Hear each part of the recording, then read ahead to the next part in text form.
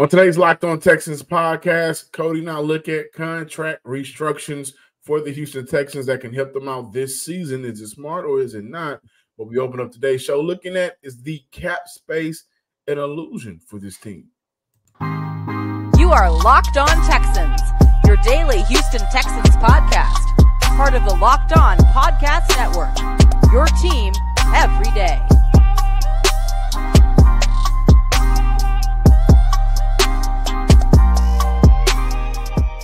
Man, Locked On Texans listeners to this Tuesday episode of the Locked On Texans podcast, part of the Locked On Podcast Network, your team every day. If this is your first time listening or watching the Locked On Texans podcast, thank you for stopping by.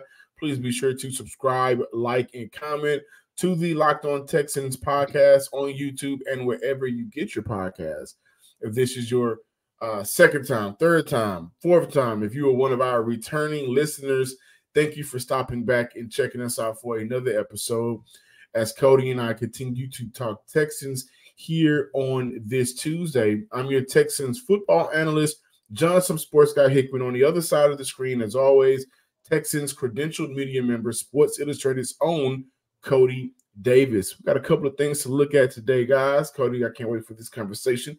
T.Y. Hilton was on a podcast recently, and he kind of compared CJ and Tank to what him and Andrew Luck was able to do. So we'll talk about that. We'll look at, in the second half of the show, the contract restrictions and how that could help Houston now, but could it hurt them in the long run? We will open up today's show looking at how the cap space for this team could be an illusion, and we may need to start looking at more realistic moves. And I think we've talked about a lot of realistic moves here on the show. Kind of look at some of the tier 2, tier 3 free agents that can help this team out. But before we talk about that, guys, this episode is brought to you by FanDuel. Make every moment more. Right now, new customers get $150 in bonus bets with every $5 bet. That's $150 if your bet wins. Visit FanDuel.com/locked-on to get started. There is the conversation of how can this team build a roster right now, Cody. Am I right or wrong? No, you're right. 100% correct. In your views, from what we've discussed, and we'll get into it, I just want to ask you a really quick question because I got two questions I want to ask you and I want to ask the listeners. But in your views and the listeners' views, do you think, short answer, do you think realistically we're going to see a bunch of, I'll tell you what, 3 or more marquee free agents land in Houston? When I say marquee, I mean guys that will either meet the market or possibly reset the market. So tier 1 guys, tier 1 free agents. Are you looking at 3 and more or 2 and under? I'm going 2 and under because as much as we can sit here and say a lot of players are going to want to play with CJ, a lot of people are going to want to play for Coach D'Amico Ryans, playing Bobby Sloyd's system, or just be a part of potentially the next great team that's in line to possibly, take over this league or whatever the case might be. At the end of the day, we still got to keep it to the realization that this league is a business. And even though the Houston Texans, as of right now, they have like the 4th or 5th most or of the highest cap space in the league, at the end of the day, you still got to keep in mind that not only do you have to take a look at the free agents that you're going to try to sign, but you also got to take care of the players who are also responsible for you of winning 11 games in 2023, including a postseason win. Just go back to yesterday's show when we talked about the possibility of them, or should they bring back Sheldon Rankins, Dalton Schultz, and Jonathan Grenard. I think, John, based off their market value, you're looking at 3 guys that's going to command about 34 to 35 million right off the back. So that's half of that just for 3 players. Not saying that that's going to be the for sure thing that they're going to do, but it's just one of them situations where it's like, look, yes, the Houston Texans are definitely going to bring in a lot of great free agents, but I don't think it's going to be nothing where we see them, build a team where it's like 3 or 4 alternate, tier 1 free agents. No, because at the same time, those top tier free agents are going to want to get paid. And it's like, look, the Houston Texans, they only got so much money that they can shell out. The Texans currently have 28 pending free agents on this current roster. And they have roughly about $62 million. But that's what I'm getting at. And you put it perfectly. Half of their roster are free agents currently. And this group is headlined by Sheldon Rankins, who played 52% of the snap count defensively. These are all players when they were featured, what they played. John Grenard, 55% of the snap count when he played. Dalton Schultz, 65% of the snap count. Steven Nelson, 95% of the snap count. Kaimi Fairbairn, of course, the primary kicker, unless you want to bring back Darray. But listen, he's a pending free agent. He made 95% of his kicks. He only missed one time, and I think that was a 57-yarder or something crazy like that. Well, he hurt his quad that led to Darray. Kicking the field goal. So the top 5 free agents for Houston all played over 50% of the snap count on their respective side of the ball. Of the 28 free agents, 7 were starters or ended the year as a starter. I'm looking at mainly when I say end of the year as a starter, I'm looking mainly at Devin Singletary. Of the 28, not including the 2 special team players, Fairbairn and Johnston, and the primary free agents that I already mentioned before, JG, Rankins, Nelson, and Schultz, 19 of the pending free agents played 26% of the available playing snaps, and this doesn't include decreased snaps due to injuries or like time away. So like if they were available to play, on average, they played in they were featured in at least 26% of the available snaps. What I'm getting at, guys, is I'm getting at this. Houston has some tough decisions to make. Half of their roster are free agents, and how long of a way without restructuring contracts can they actually go? Obviously, I don't think Houston should resign Kareem Jackson, who will be 36 at the start of the season, or a player like Dare Ogunbowale, who during his time here has been a third down back primarily. He's had his moments recently as a kicker, special team guy for Houston that helped seal a win for him. But overall, I think it's time to move on. I think re-signing Fairbairn, you get that done. Now with Cameron Johnston, I think it's smart to knock him out the way as well. Johnston was 6th in the league in punts inside the 20, and the average punter salary is $2.5 million in the NFL once you make it to a second contract. But if Houston feels like there's a guy with a leg that can replicate what Johnston did for Houston in the 7th round, you take him and you cut bait. But how much of the projected cap space, which is roughly $62 million right now, according to SpotRack, should fans expect Houston to use on tier 1 guys? And so again, now that we know the number of roster voids that will have to be addressed, you can have a Chris Jones who's rumored to come to Houston.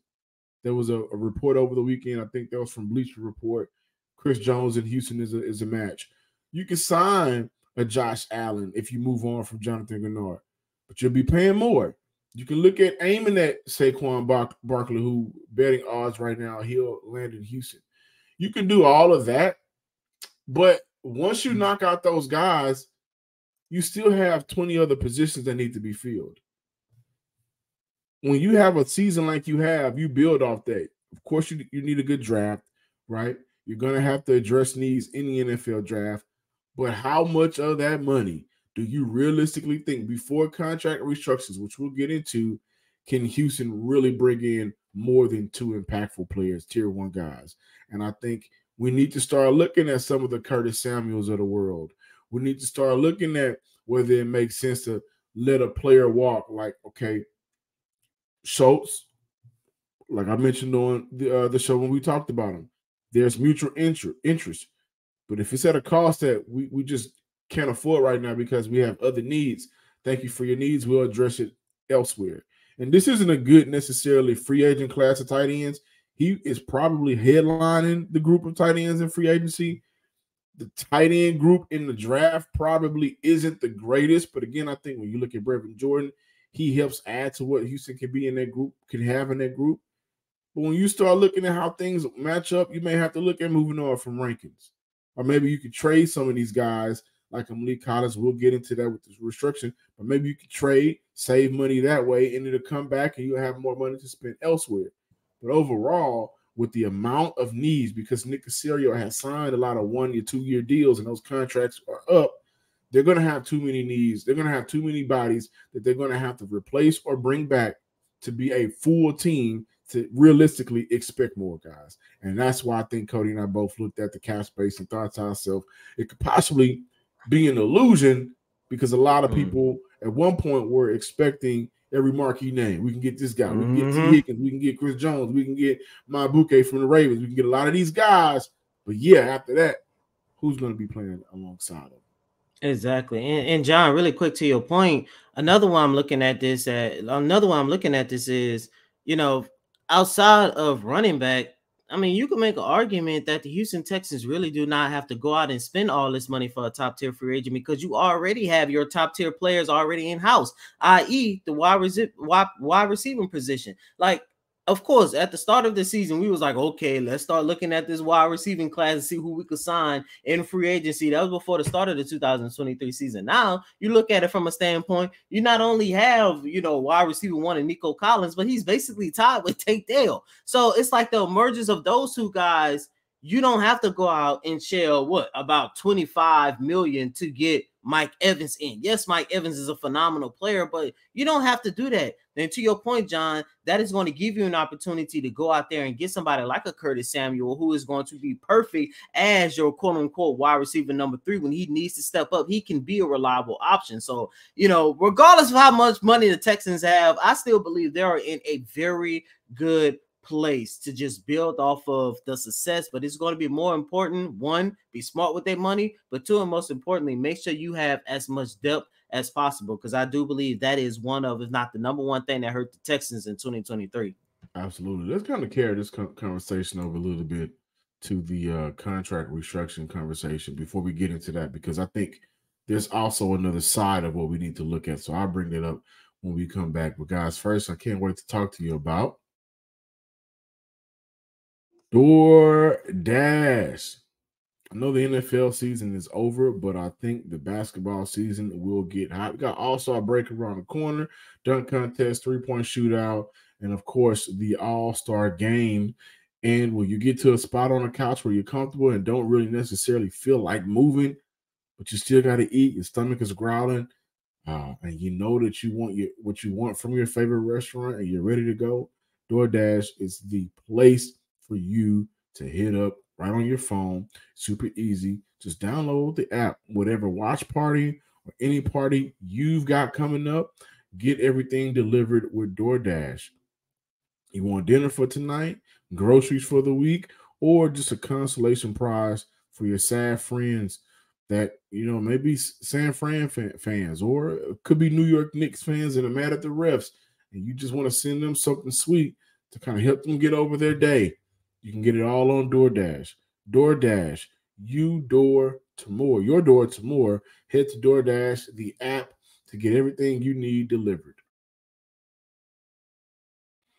Welcome back, Locked On Texans listeners and viewers. Before we look at the impact of the contract reconstructions, I do want to ask this question.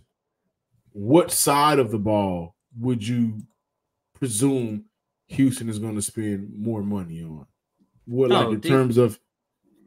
No, I was gonna say defense. I shout out without, especially the front 4, the front 7. Because look, every time we ask Coach DeMeco Ryans about how can you build this team, especially during the exit interview, he always kept talking about it starts up front, especially on the defensive line. And look, I understand it did come in a Super Bowl loss for the San Francisco 49ers, but during that first half, I sat there thinking to myself, watching that game, this is what Coach DeMeco Ryans is always talking about. Because as you saw, what it took, the Kansas City Chiefs a hard time to get into a rhythm, it was because of their defense, mostly what the defensive line was doing. And I was sitting there thinking to myself, maybe, just maybe, Coach D'Amico Ryans, this is what he's talking about, how important making sure that your front four on that defensive side of the ball is. So I just wanted to throw that out. Without a shadow of a doubt, it's going to be defense. And he came from San Fran, coached those guys. The same blueprint,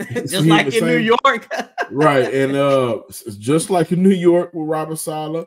And those guys, I think, especially in their first half and throughout the game, did a very good job of getting pressure on Pat Mahomes. But I want to say that in terms of free agency, I still look for Houston to address the running back room. I still look for Houston to address at least one wide receiver signing. And I like Curtis Samuel, guys that are maybe on the bottom tier. I like KJ Osborne. I like a couple of guys in this year's free agency. You also got to take a look at if they do re-sign Dalton Schultz or not. If they don't, I would assume that they would address that in the draft. If they do, there's still money allocated in free agency to a tight end to bring back on this roster, who again wants to be back. Houston wants him back and has a lot of chemistry with your rookie quarterback. So I think I definitely would still say defense, but I can see, depending on how many offensive weapons they look to sign, because realistically, I think you move on from Woods. We'll get into that. I think you move on from Noah Brown. You got to fill those two bodies. We know that Mechie and Hutchinson, the two young dogs, are not enough. So you got to move on, and you also got to bring in, whether you move on and bring them in strictly from the free agency or you look to address it in the draft. But when we look at the contract restructures that can help Houston now, we spent a lot of time mentioning how Houston can create cap space by restructuring different contracts, but we haven't necessarily gone into who, how, and how that will impact them moving forward. So I do want to shout out my boy John Crumpler. He gave me the blueprint to go look over, the idea to go look over on Spot Rack to play around with a lot of these possibilities. And if Houston decides to rework the money on the books for 2024, restructuring that player or player's current base salary to their veteran minimum, pushing the remainder into a signing bonus that prorates over the remaining years of their contract. So again, you guys can do that on spotrack.com. And shout out to my boy JC from the Texas Wire. But here are some of the possible restructuring Houston can do to create cap space. Laramie Tunsil, they can free up a little over $11 million in space, but that would force Houston to prorate that over 2 seasons. So instead of $25 million this year, Tunsil will get $14 million. That'll create that $11 million, but in return, in the 2025 and 26 season, that cap hit will be nearly $34 million. For Titus Howard, a new deal in 2024 could save him a little over $8 million, but that would increase the 2025 and 26 cap hit to 24 and 26. Houston can also save $5 million with reworking Shaq Mason's deal. But again, like I said, that will push them over in the following year. So you can save $8 million with Titus Howard. You can save $11 million with Laramie Tunsil. You can save $5 million with Shaq Mason. By the way, Houston can save nearly $7.5 million by moving on from both Robert Woods and safety MJ Stewart. Does it make sense for Houston to rework deals now and take the hit in the following years for the sake of signing one or more tier 1 player?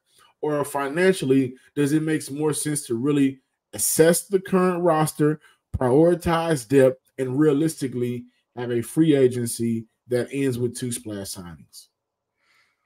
I'm taking the last option. I know I was all for reconstructing contracts. And give it. We got to also keep in mind, given who is the GM, one thing I've always kind of enjoyed from Nick is his transparency of, I'm just not going to spend money just because y'all think I'm going to spend money. Mm-hmm. I'm not gonna give players a bunch of years or whatever just because y'all think we got it. Now, if the Saints have taught us anything, it's two things: how to lose games in the big moments, but how the cap space doesn't necessarily. We can always do something with the cap to bring in players, but that's not Nick's philosophy. There's a possibility, doesn't mean he'll do it for the sake of, and I like that about Nick. Yeah, I'm going with the last option, John, because I was all for reworking Titus Howard's contract, given the year that he had. However, if you reworked his contract to your point, like you said, and then his cap hit goes up in 2025 and 2026 to 24 and 26, like that's way too much at that point. And the one thing that I'm pretty sure Nick Caserio and D'Amico Ryans is going to keep in mind, once you start playing around with the cap hit and all that in 2025 and 2026, there's about 3 guys at that point you're probably going to have to start thinking about paying around that time. And like I mentioned, we're all probably going to have to pitch in at least $1 or $5 in order to help the Houston Texans, pay those guys, especially if number 7 continues on the trajectory that he is on. But, I just think as of right now, man, and I understand that there's a lot of excitement surrounding this team, but when you just take a look at not just 2024, but like I just mentioned, the long-term impact of what they can do. Because look, I mean, Titus Howard, yes, he had a very disappointing year, fair or unfair, because he was injured. He was injured basically throughout this whole entire season. I'm still big on Titus Howard. I'm not going to go as far as to say they should have never gave him that contract extension because, leading up to this year, he definitely deserved it. There was a moment where he was this team best offensive lineman. I also know throughout this whole entire season, you and I, especially me, was saying that we are starting to see a decline in Titus in Laramie Tunsil due to the knee injury that he was battling throughout this whole entire season. However, as he proven, he's still one of the best left tackles in the game. I thought without a shadow of a doubt, Laramie Tunsil was having a, subpar season, but the playoffs taught me one thing. Don't ever count out Laramie Tunsil. Anytime he made Myles Garrett look inefficient, non-existent, I'll say to myself, that is why you kept Laramie Tunsil. And if he comes back healthy, I'm pretty sure Titus Howard is going to show why he is still this team's, without a shadow of a doubt, second best offensive lineman. So I say all that just to say, you're going to have to make sure that you keep those 2 guys. And the way their contract is as of right now, you got to keep it that way. Because if you start reconstruction, if you start changing stuff up and everything, like I just mentioned, 2025, 2026, you definitely going to look at a situation where that might hurt you keeping one of your foundational pieces. So I do want to say that CJ's contract won't be affected until 2027. So 25 and 26, he'll be fine. Houston also has his 5th-year option available in 2027. But when you do start looking at Stingley, when you do start looking at Christian Harris, depending on where they are with Jalen Petrie at that point in his career, if he's still here, you got to look at Petrie. Depending on whether or not Kenyon Green bounces back, you look at that possibility. I mean, but you also look at by that time, if Nico Collins is still here, he's going to be one of your foundational players. By that that's time, what I was about to get to as well. Re-sign John Grenard will be on the books at that point. The restructuring of Titus and Laramie, and if they want to keep Shaq Mason around that time, that will only impact the 21 class, the 22 class, 25 and 26. So when you look at maybe, and I don't even know about the 22 class, but it would definitely impact what you could do with Nico. Well, not what you can do, but how that cap hit will look when you have all 3 of those guys on the books. So 35 for Laramie, 26 for Titus, and then whatever Nico's will be. By that time, you still expect and anticipate Houston to bring in other tier 1 guys. Christian Harris, I think, will be getting paid around that time. And so for the 25 and 26 seasons, does it make sense?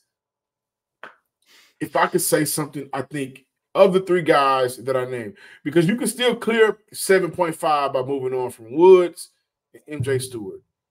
And those are just the 2 names. Right, that has to be it. And again, I still don't know why they came. But You look at those possibilities. You go ahead and say, yeah, we got to save that. Thank you guys for your service. We got to move on. That's 7.5 right there that you have. I think you do look to restructure one of those contracts. It's definitely not all three, but what makes more sense? Do you want to take that cap hit of $35 million in 25 and 26 when you look at Laramie, or would you rather take that cap hit of 24 and 26 in 25 year 2025 and 2026 from Titus Howard, or do you want to look at saving that $5 million from Shaq Mason, which will give you that 7.5 plus 5, which will come out to be almost $13 million when you look at reworking Shaq Mason? As much as I would say for Houston to look towards moving a different route from Titus Howard, I still have to remember this, Cody. Like you said, 2024 is the year he goes back to right tackle. No doubt about it. There's nothing in my mind that says Houston will experiment with that left guard crap again. He is this team's right tackle. So no matter how I feel about moving on from him, what I have to say is the last time we saw him at tackle, he was giving teams fits as a pass blocker. I think both tackles have to be better in the run, but as a pass block, he did whatever he could to limit pressure, and you got to respect it. That's why he got paid. But I think it makes more sense to restructure Titus' deal because $24 and $26 million cap hit, that's okay. The cap will be up, and it's just not as impactful paying Larry Tunsil $35 million. That is egregious. That's not what I'm about. So I think you make those cuts for Woods, MJ Stewart. You also go ahead and restructuring Titus Howard contract. So I think in fairness, he needs to go ahead and do a favor for you guys. And then you'll be able to take that, could be roughly $16 million. Yeah, closer to $16 million, and that will help you a lot in this year's free agency. And it won't hurt you as much in the long run because technically only one player contract is getting restructured. Get buckets with your first bet on FanDuel, America's #1 sportsbook. Right now, new customers get $150 in bonus bets with any $5 bet. That's $150 if your bets win. Bet on all of your favorite NBA players and teams with quick bets, live same-game parlays, exclusive props, and more. Just visit FanDuel.com/lockedon and shoot your shot. Don't go on them DMs asking for what player can you get 3 threes tonight. I'm going on player DMs, but you can go and visit FanDuel.com and shoot your shot. FanDuel, the official sportsbook partner of the NBA. Welcome back, Locked On Texans listeners and viewers. Guys, I think Houston has a way to safely create space for this team where it won't handicap you tremendously. Maybe down the line, it makes more sense to pay a little bit more for a couple players, but you look at some of the guys that just no longer serve this team's purpose. This is a different team, different tier of team now.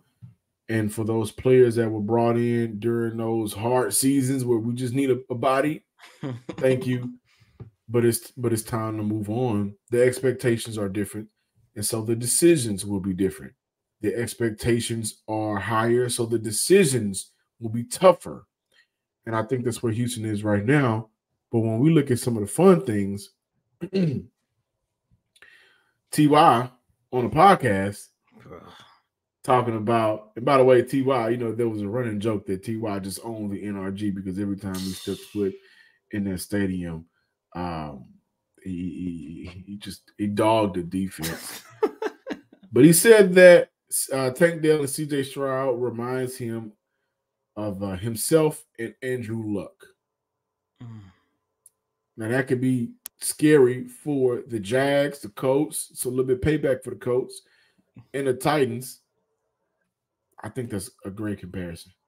I love it. I love it too, man. And it makes sense because Didn't they come in the same draft? What was that 2011, 2012? If I'm not mistaken, they both was in the same draft. And what's T.Y. in that draft? I think so. I mean, you can look it up. Matter of fact, I'm gonna look it up. But those two, man, put it like this: that I get why Indy hasn't got over the Andrew Luck fiasco when he just abruptly retired. Because that duo, man, was about to dominate not just this division, which they was already dominating this division, but this league, man. And I can honestly see CJ and Tank dominating like that. And the one game that comes to my mind was that disappointing playoff game back in 2018, the wild card game when the Texans lost. I think it was like 34-7 to the Colts. And Andrew Luck and T.Y. Hilton just destroyed the Texans. And that was a pretty decent Texans defense. 2012, they came in at the same time. They came in together. They grew together and stuff, man. And I can see it. I can see it, man. I think this pairing of CJ and Tank can really be something special, man. I two things I'm hoping. One, without a shadow of a doubt, that health stays on their side. And two, and most importantly, hopefully, that pairing could last longer than the T.Y. Hilton, Andrew Luck. Because I think they only last for what, 5-6 years before after Luck that, retired? Yeah, and that was fans booed him. That was and as a football fan, I mean that I understand it's the Colts, but that was about to be something special. Just looking at that from a perspective as a football fan, but I could definitely see CJ and Tank being the next wide receiver quarterback duo. Yeah. I wanted to ask you this earlier, and I didn't get a chance to it. If you had an opportunity to sign two of the Tier 1 free agents, who would it be? Saquon and listeners and viewers, same question to you guys, of course. If you had a chance to sign two Tier 1 free agents, who would it be? Without a shadow of a doubt, Saquon Barkley right off the bat. And Patrick Queen. Those would be my two. Because I think Patrick Queen and Christian Harris, I think they'll make a scary duo. It would. It would be tough to throw on them. But I'm going Antoine Whitfield, and I'm going Saquon. Gives you a safety that can cover, gives you a running back that can do it all, and after that, you build a depth. Thank you guys for listening to this episode of the Locked On Texans podcast. Hey, be sure to subscribe, like, and comment on YouTube and wherever you get your podcasts. Also, do me a favor and follow us on Twitter at Locked On Texans. Give me a follow as well. I lost a lot of followers overnight, but they may have just been like bots. But follow me on Twitter at John_Hickman12. And as always, I'm your host, Cody M. Davis. Please remember to follow me on Twitter at Cody Davis _24. Once again, that's Cody COTYDAVIS _24. Until next time, ladies and gentlemen, peace.